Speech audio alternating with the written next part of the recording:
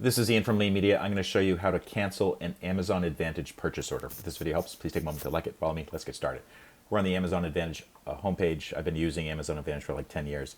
This is how I cancel a purchase order. I go to the Confirm Purchase Orders page.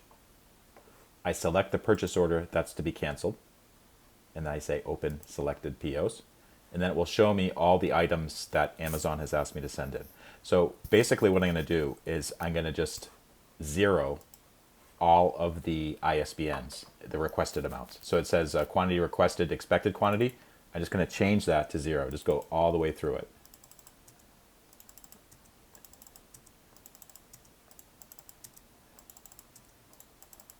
Okay. And then I'm going to click submit.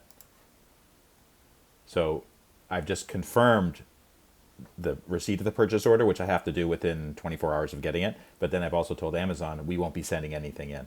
And basically what will happen is this purchase order will disappear from the system. Usually takes, I don't know, a couple days or something like that. And the reason I'm doing this, by the way, is that purchase order, it's just not enough to justify my shipping costs and all the other administrative and operational costs that are associated with sending in a box to Amazon, so I just canceled it. And I usually do that a couple times a year.